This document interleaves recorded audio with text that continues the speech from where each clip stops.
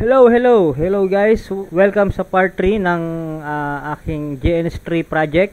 So last time, ang pinakita ko sa inyo ay ang paggawa nitong IPsec VPN tunnel between sa mga sa HQ tsaka sa mga sites. Gumawa ako ng mga tunnel dito. Tunnel, tapos another tunnel, another tunnel. So yan yung ginawa ko last time. So working na sila, meron na silang connectivity, na-establish na yung connection nila, gaya na itong papakita ko, IPsec, yan o, connected na sila sa isa't isa. So lahat ng traffic or data na magta-travel sa link na to or sa tunnel na to, yung na ginawa natin dito is secured na or encrypted.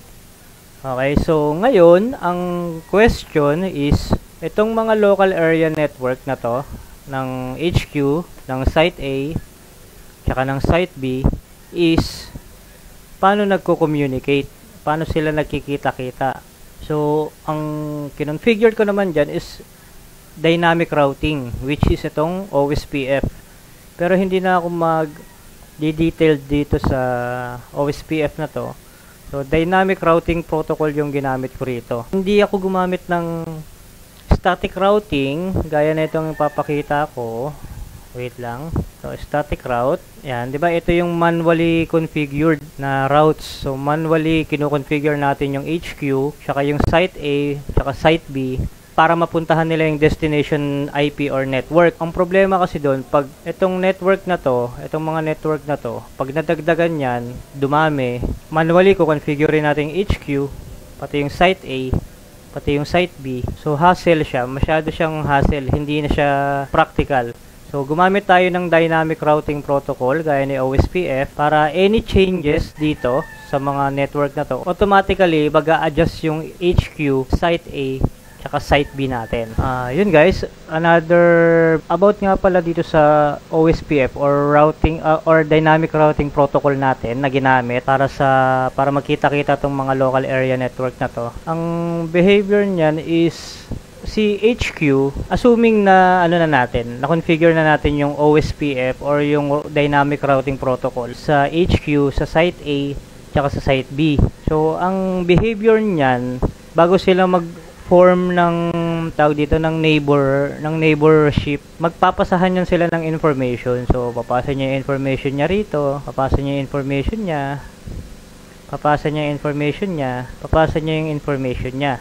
So magkakaroon sila ng ina-update nila yung bawat isa. So halimbawa si HQ, sabi niya Site A, ito yung network na meron ako, which is si 10.0 network. Ganon din sa Site A, sabi niya, ito naman yung meron akong network 20.0. Ganon din syempre kay Site B. Ito yung network ko. Si Site B naman, ito yung network ko, which is 30.0. So, nagbibigayan sila ng information sa isa't isa. So, parang ang kalalabasan nila, silang tatlo, meron silang duplicate na information sa bawat isa. So, alam nila yung mga network na meron sila. Halimbawa, example to, si HQ. Alam niya kung anong merong network sa Site A. Site A naman, alam niya kung anong merong network sa HQ. Si Site B naman, alam niya kung anong merong network si HQ. Ito naman, Site A, tsaka Site B, makikita nila yung isa't isa, pero hindi direktang ganito. Makikita nila yung isa't isa via HQ. Okay? Via HQ. Yan. So, another behavior or setup din pala regarding dito sa OSPF na routing na to, dynamic routing. Meron tayong tinatawag na mga area. So, itong HQ natin, area 0 siya, ito, or backbone, siya yung pinaka-backbone natin. Meron tayong area 1, which is si Site A. Itong si HQ, sabihin natin Pasig. Si Site A natin, Makati. Tapos yung Site B natin, ito si Site B, sabihin natin Caloocan or Cavite. Basta malayong ibang lugar. Siya yung ating area 2. Okay, so para maintindihan natin, yung area 1, yung area 0, area 1, at area 2 is mahahalin tulad natin sila sa dito halimbawa sa Pasig. 'Di ba meron tayong City Hall. May city hall tayo. So, yung city hall na yun yung area 0 natin. Siya yung pinaka backbone natin. Yung pinaka, sabi natin headquarters dito sa Pasig. Ngayon, yung Pasig, syempre, may mga barangay yan. Diba, barangay Pinagbuhatan, barangay Manggahan, barangay Kapasigan. Yun yung mga area natin. Halimbawa, si OSPF Area 1, pwedeng barangay Pinagbuhatan yan. Si Area 2, pwedeng barangay Kapasigan yan. So, kung merong changes or merong gagawin dito sa Site A, sabihin natin mga information na dapat, basta may mga information, dadaan sila dito sa munisipyo natin, diba? Or sa HQ. Or kung kailangan ni barangay Pinagbuhatan makipag-communicate kay Barangay Kapasigan, dadaan sila dito kay HQ regarding sa kung anong information ang pag-uusapan nila or mga may meeting sila or something. Basta ganun, dadaan lahat sa munisipyo. 'Di ba? Gaya lang din dito sa Pasig. Pag may mga paperworks or may mga gagawin, kailangan mo muna ng permit sa munisipyo, 'di ba? Tapos pipirmahan ng mayor, parang ganun. So, 'yun yung behavior ng natin, ng dynamic routing protocol natin na OSPF. So yun guys. So sabi ko nga kanina lang is yung dynamic routing protocol natin is nagpapasahan sila ng mga information, di ba? So dapat alam na nila yung route or yung ruta para ma-reach nila yung bawat isa. Na-configure ko na yung OSPF or yung Dynamic Routing Protocol para communicate itong mga local area network ng HQ at Site A at Site B. So na-configure ko na yan. Ngayon ipapakita ko na sa inyo na talagang nag-exchange sila ng information. Okay? So punta tayo kay HQ. Puntahan natin yung FRR. Ito kasi yung OSPF na dynamic routing. Ayun, OSPF. Ayan, OSPF, di ba? So, tawag dito. Ayun yung dynamic routing protocol na kinonfigure ko. So, na-configure ko na siya. Ito yung, ayun, ito yung neighbor. Yung neighbor natin, yung na-detect niya, si 101.101.2. Puntahan naman natin si Site A tayo. Ayun, 101.101.101.2. Ayun si ano yan si Site A yan diba? Itong mga IP na to, mga tunnel yan. Ito namang IP na to, ito yung physical IP nila. Okay, so basta yan yung, ito si Site A, ito dalawa yan Site A yan. Itong dalawa na to sa baba, si Site B yan, kay Site B yan.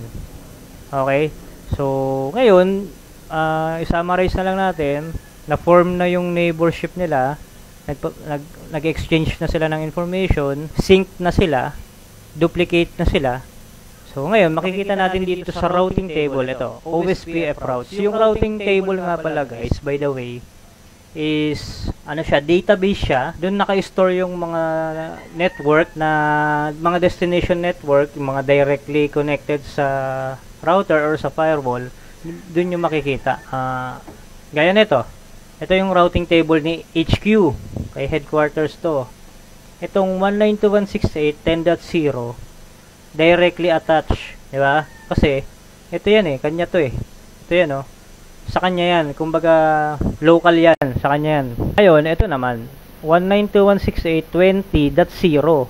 So, via 10.10.10.2 IPsec 1, tunnel 1, via 10.10.11.2 IPsec 2 or tunnel 2. Diba? Dalawa yung routes niya.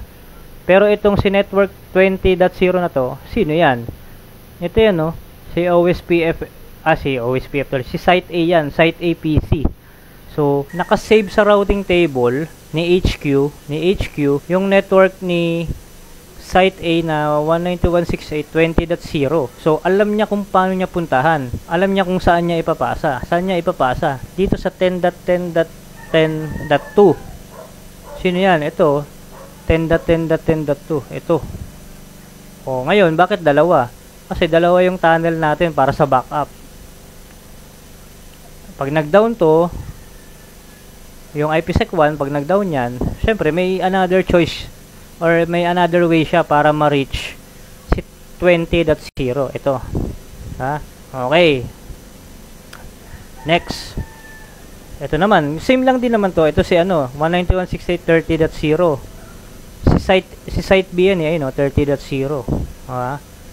Alam niya rin kung paano niya ma-reach via 10.10.12.2 IPsec 3, tunnel 3. 13.2 tunnel 4. Ayun 10.10.12.2, 10.10.13.2. Ayun yan sila eh. So meron tayong multiple path or way para ma-reach natin yung destination, para kung sakaling mag-down yung link na isa, meron pa tayong backup link. Okay, so ganun din naman dito yan sa site A. Ayun ito, makita mo itong IA na to, ibig sabihin yan inter area yan, kasi si HQ area 0, siya area 1. Nakay tayo nakay site APC firewall dito.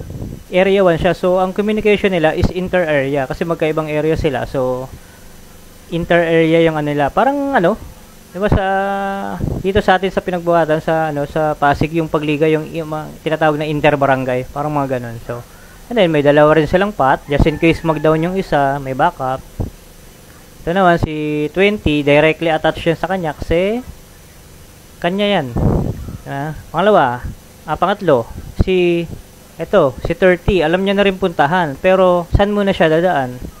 10.10.10.1. Ayun 10.10.10.1. Kay HQ yan eh. Ayun diba? Next, pag nag-down, 10.10.11.1. 10.10.11.1. Ayun ISP2. Diba? So, meron tayong multiple path. May mga backup tayo. So, hindi tayo mawawala ng connection. Okay? So, yun yung tawag dito, yun yung OSPF natin na Dynamic Routing Protocol. So, ang mangyayari ngayon dyan, kung kahit may mawala dito or may mag-down dito sa mga link na to, may mag-down, automatic yung OSPF natin na protocol, na Dynamic Routing Protocol, mag-a-adjust sila. Automatic sila mag-a-adjust. So, hindi na natin imamano-mano yung pag-a-adjust. So, automatic sila. Parang automated. Okay. So, yun. So, next video natin, guys, syempre, ang pinakahihintay natin is testing na. Testing natin tong connectivity nila. Ito. Ganun din dito. Ito. Ganun din dito. Tapos ito. Ganun din. Tapos, ang gagawin natin, syempre, magda-down tayo rito ng link, tignan natin kung tuloy-tuloy pa rin yung communication, tapos titignan natin tong routing table kung anong mangyayari. So, yun lang guys. Thank you.